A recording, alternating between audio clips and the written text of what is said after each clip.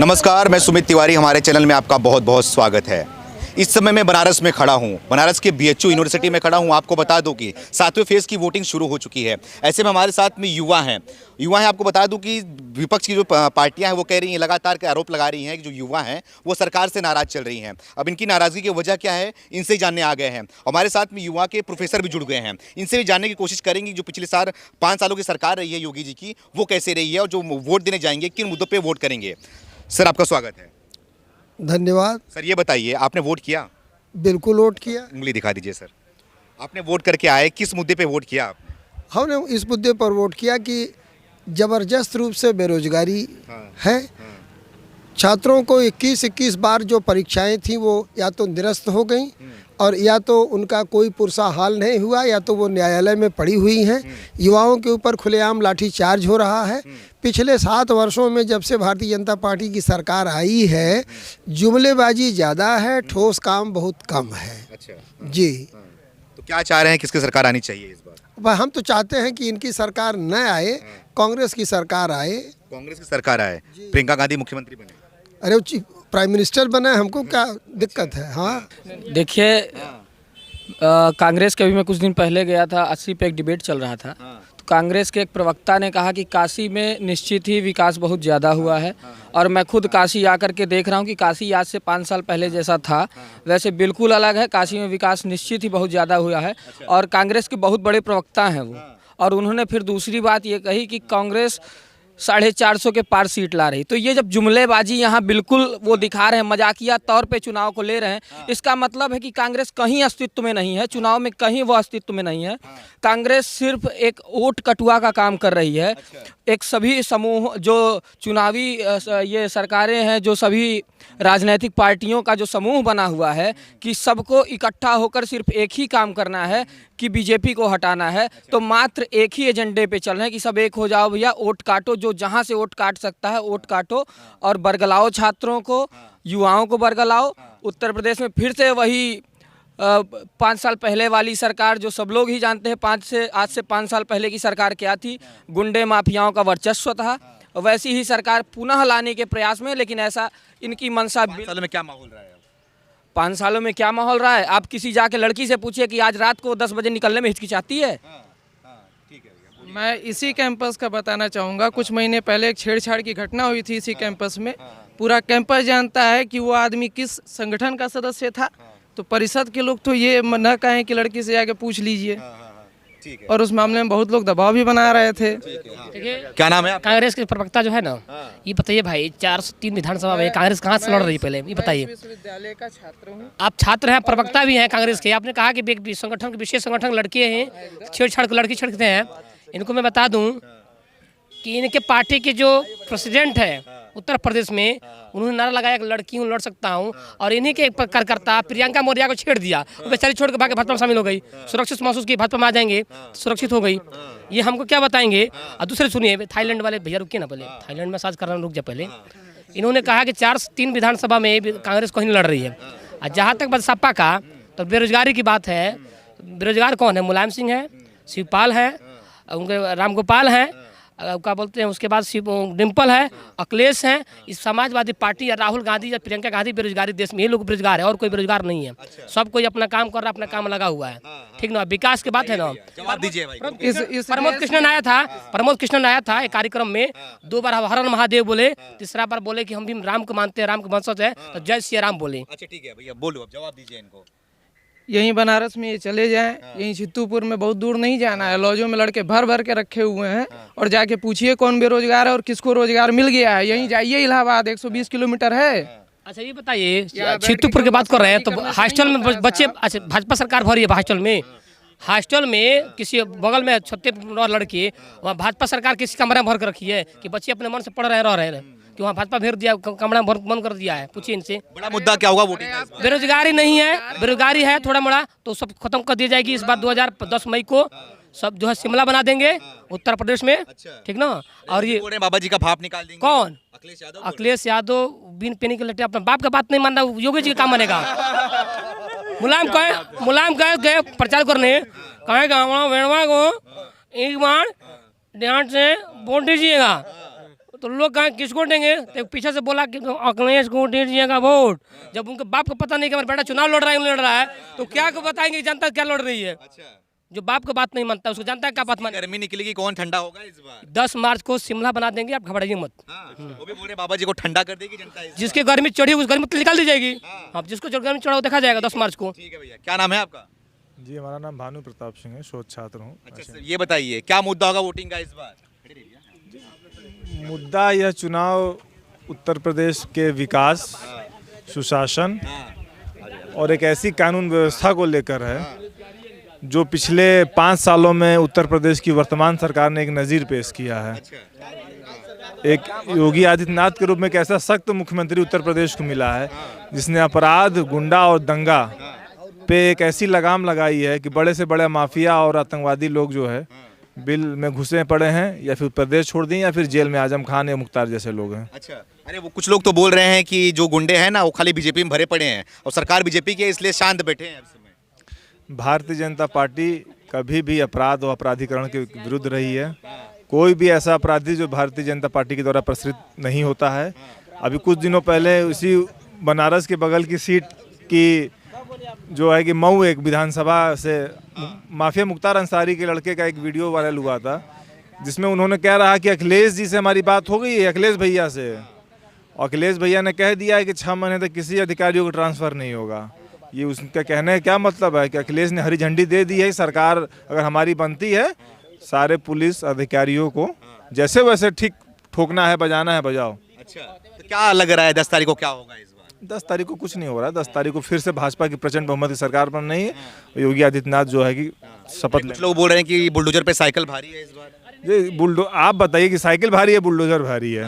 बोल रहे बुलडोजर पे भारी है। बुलडोजर सब पे भारी है। अच्छा, बुलडोजर सब पे भारी है। 10 तारीख के इंतजार हैं। जितने अपराधी गुंडे हैं सबकी बोलती बंद होगी। हो जाएगी बोलती। ठीक है भैया, क्या नाम है आपका? चक्रपाणी ओझा। चक्रपाणी जी, ये बताइए किसका चक्कर चल रहा है इस बार? इस बार सुशासन, रोजगार उत्पादन, गुंडा राज, भ्रष्टाचार की समाप्ति का चक्र चलेगा इस बार। कौन क्या लग रहा है किसकी सरकार बनेगी? इस बार योगी जी की सरकार आएगी। आप पिछले सरकार की नियुक्तियां देख लीजिए। मैं युवा हूं, सबसे पहले रोजगार की मांग करूंगा।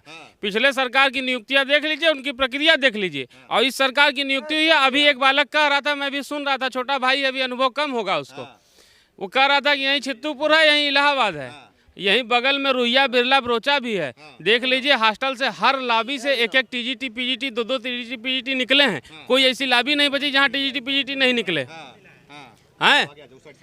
कोई ऐसी लॉबी नहीं मिली जहाँ टीजीटी पीजीटी नहीं निकले हैं।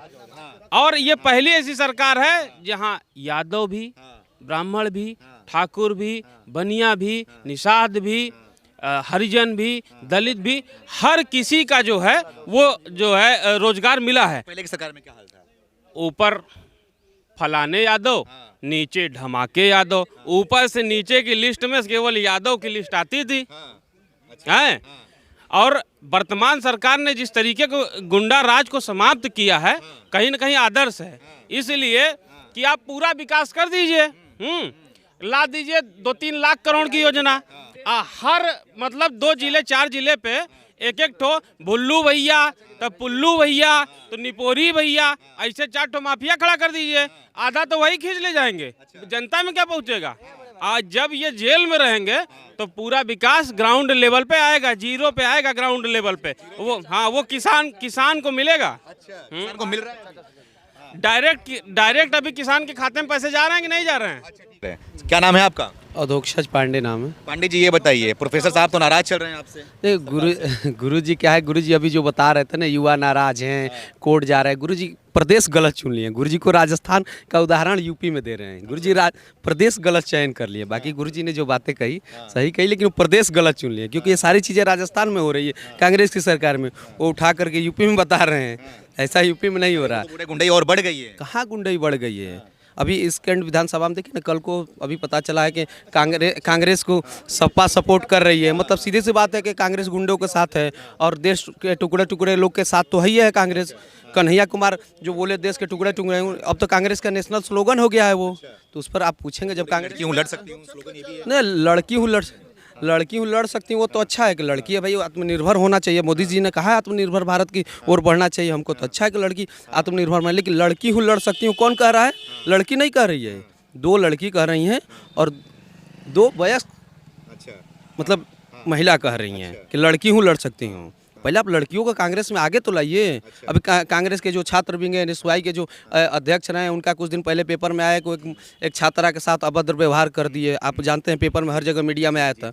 तो जब आप वोटिंग देने का बड़ा मुद्दा क्या होगा? देखो बड़ा मुद्दा क्या है, जो हमारे प्रदेश में निरंतर विकास हो रहा है, चाहे युवाओं का हो रहा है, चाहे प्रदेश में रोड बन रहे हैं, चाहे संस्कृति विरासत को बढ़ाया जा रहा है, उसको और मजबूत करने के लिए इस बार वोटिंग हम करेंगे। जो रोजगार मिले हैं उस रोजगार को और बढ़ाने के लिए, रोजगार मिल रहे हैं सारी चीज़ें, उसको और बढ़ाएंगे। 5 साल जब सरकार और बढ़ेगी तो और वो मजबूत होगा। हमारा वोटिंग इस बार इस बात को। अच्छा मुद्दा कैसा रहा है 5 सालों में? बहुत अच्छा रहा है। पूर्व की सरकारों से आप उठाकर देखेंगे तो बहुत बेटर रहा है। और कांग्रेस तो कभी सत्ता में रही नहीं है। और सेंट्रल में जो गुरुजी ने कहा कि फीस वृद्धि को लेकर के युवाओं में, वो लालजी सिंह कांग्रेस की सरकार में कुलपति थे। बनारस हिंदू यूनिवर्सिटी केंद्रीय यूनिवर्सिटी है, तो मतलब कांग्रेस केंद्र में थी, तो किसके 100 पे फीस बढ़ा होगा आप तो सीधा से जानते हैं। तो गुरुजी से एक बार आप पूछिए कि सरकार केंद्र में किसकी थी? सरकार केंद्र में बिल्कुल। हाँ भैया, क्या नाम है आपका?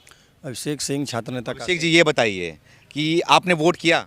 हाँ जी, मतदान हमने कर दिया। अच्छा, ये बताइए किस मुद्दे पे वोट किया आपने? हैं? किस मुद्दे पे वोट किया? देखिए, इस बार जो उत्तर प्रदेश में पिछले 17 से 22 में जो सरकार रही भारतीय जनता पार्टी की, जिसके मुख्यमंत्री योगी आदित्यनाथ जी रहे, मैं दावे के साथ कह रहा हूँ, या मैं ही नहीं बाकी अन्य लोगों से भी आप पूछेंगे तो आप पाएंगे कि योगी आदित्यनाथ जी की सरकार में, भारतीय जनता पार्टी की सरकार में सुशासन जो है वो लगातार बना रहा। और इस आधार पे अगली बार हम लोग उस सुशासन की व्यवस्था निरंतर बनी रहे, इसके लिए हम लोग योगी आदित्यनाथ महाराज को मुख्यमंत्री के रूप में देखना चाहते हैं। क्या नाम है आपका? श्यामधर। वोट किया कि नहीं आपने? किया। किस मुद्दे पे वोट किया आपने? मैं सरकार के सुशासन के नाम पे वोट किया, देश की सुरक्षा के नाम पे वोट किया, ऐसी सरकार को वोट दिया जिसने कोविड काल में भी हमको, हमारे देश को सुरक्षित रखा, हमारे देश को बचाया, नौजवानों को सुरक्षित रखा, हमारे देश के नौनिहालों की सुरक्षा जिसने की, कोविड काल में भी जिसने देश को बचाया, ऐसी सरकार के नाम पे वोट देंगे। कि लाखों लोगों को मार डाला, कुछ किसी की देखा? अरे केवल बातों से देश चलता है क्या? अरे लोग तो ये भी कहा करते थे, ऐसे लोगों के लिए वोट मांग रहे हैं आज लोग, जो कहते हैं बच्चे गलतियां हो जाती हैं तो लड़कियां, इसका मतलब हमारी महिलाएं सुरक्षित नहीं हैं, हमारी बेटियां सुरक्षित नहीं हैं।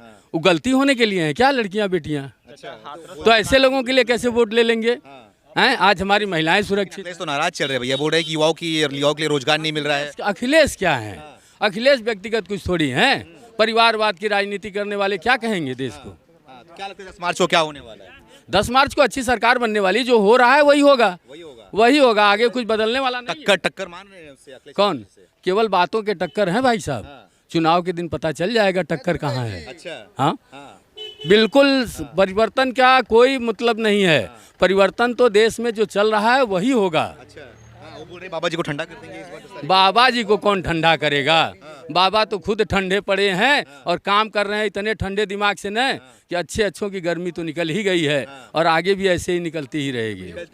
हाँ, जय। क्या बोलना चाह रहे हैं? चाचा बोले कि महिला सुरक्षा की बात किया, तो महिला सुरक्षा में उन्नाव रेप कांड हुआ, कठुआ हुआ, कश्मीर में हाथरस हुआ, तो इसमें महिला सुरक्षा का कहीं से मतलब कुछ ऐसा तो है नहीं कि महिला सुरक्षा कुछ सुरक्षित हुई हो पहले से। और अगर रोजगार की बात करें तो रोजगार इस समय बीजेपी की सरकार की तुलना में और सपा की सरकार की तुलना में इस बार बेरोजगारी ज़्यादा बढ़ी है। क्या नाम है आपका? शुभम। पूरा नाम क्या? शुभम वाल्मीकि। वाल्मीकि जी, क्या लग रहा है आपको कि इसमें बेरोजगार हो गए युवा? हाँ, बहुत ज़्यादा बेरोजगार। आप दीजिए चाचा। भाई साहब, इसके पहले लगता है ऐसे युवा जो कह रहे हैं कि हम बेरोजगार हो गए हैं, लगता है इसके पहले डीएम, एसएसपी, आईजी, डीआईजी, तहसीलदार, नायब तहसीलदार, लेखपाल और सांसद, अरे और इसके बाद शिक्षक, यही लोग थे क्या? आज शिक्षक थे, विधायक थे, तहसीलदार थे, नायब तहसीलदार थे, एसपी थे, डीएम थे, आज बेरोजगार हो गए क्या? रोजगारी पाने के लिए योग्यता तो लाइए। वर्तमान सरकार में चर्चा होनी चाहिए कि हम लोग हम तो उस टाइम थे नहीं, हम तो जिस सरकार में बीजेपी की सरकार में, तो हम बीजेपी से डिमांड करेंगे ना। उसके पहले में तो हम इंटर हाई स्कूल में थे। की नाराजगी भी तो है। तो भाई साहब अभी योग्य तो बन लीजिए, योग्य बनिए, सरकार रोजगार देगी।